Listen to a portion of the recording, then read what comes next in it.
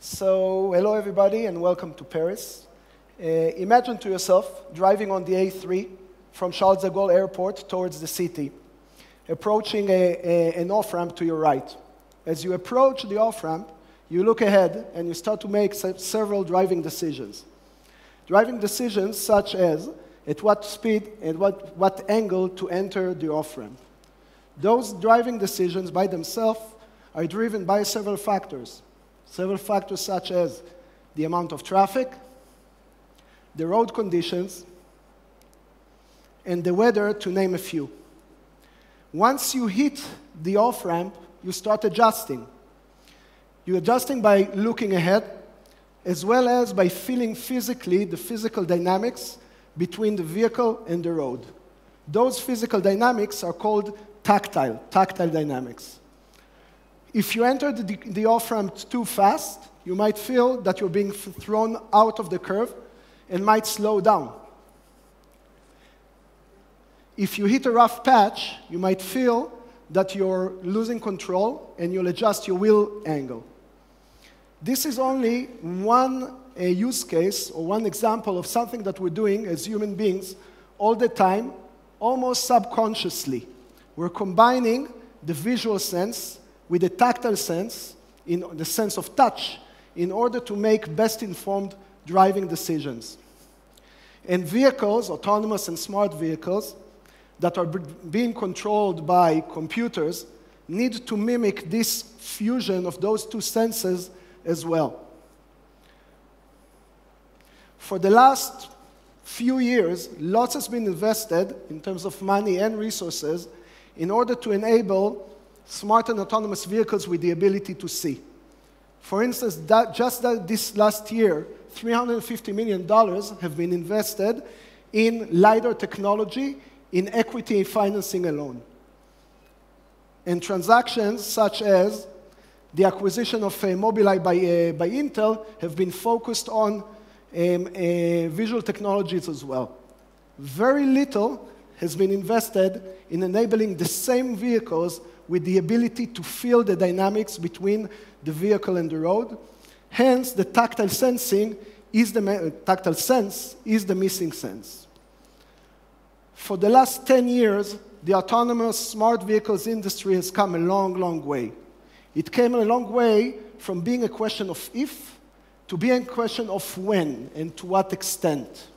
And in order for those vehicles to become mass market offering, they need to be able to address an ever-growing use cases that are way beyond what they're addressing today.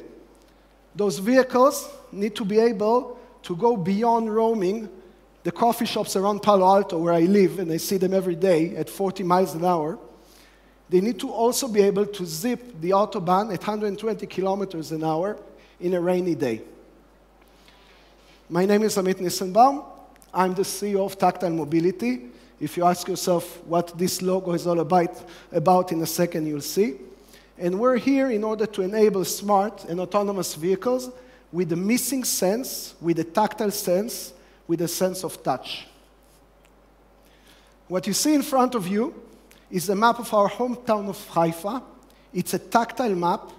It includes features such as curvatures, grades, as well as friction level, the location of cracks, bumps, potholes, and many other hazards.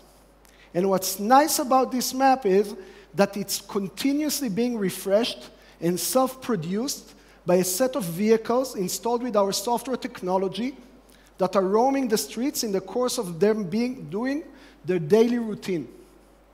This map is really, really important for smart and autonomous vehicles in order to be able to go about those extended use cases that I described before. Not only to know what's ahead of them in terms of traffic and points of interest, but as well as road conditions and hazards. So how do you create such a map? It turns out that it's not about installing yet another physical sensor in the vehicle. It's about ingesting data from multiple sensors, non-visual sensors, already existing in the car, and applying AI to that fused data. our software, which sits on one of the vehicle computers, one of the ECUs, applies AI and proprietary algorithms to data that is being ingested from multiple such sensors, sensors such as wheel speed from all four wheels, wheel angle, RPM, accelerometers, and many more. And the output of those algorithms, which are actionable insights, we call them those virtual sensors, is being fed back into the vehicle computer, so the vehicle computer can make better informed driving decisions based on both the visual and the tactile sense. One such example of such a virtual sensor is grip level estimation. How well does this specific vehicle hold this specific road at this very specific state and moment in time? And it's really, really important in order to address use cases such as, for instance, navigating black ice, which by definition is not addressable by vision.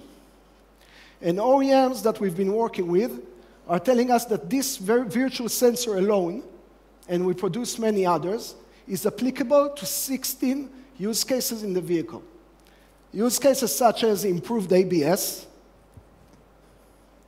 tire health management, active suspension management, autonomous driving engagement and disengagement, all the way to electric vehicle range extension. In parallel to that, we take the data from each one of the vehicles, we upload it to the cloud, we normalize it, and in the cloud we conduct big data analysis to create the map that I described before. That map is downloaded to all of the vehicles, as well as commercialized with third parties such as road authorities for plant maintenance and real-time hazard detection. Very quickly, to summarize, for the last few years, we've been working to perfect this technology. We've been working with multiple OEMs on multiple successful paid POCs. And today, I'm glad to announce our general availability of this technology for OEMs and road authorities. And I invite all of you to join us in order to discuss how this technology can benefit your organization, as well as making vehicles and cities smarter. Thank you very much. Well, thank you very much.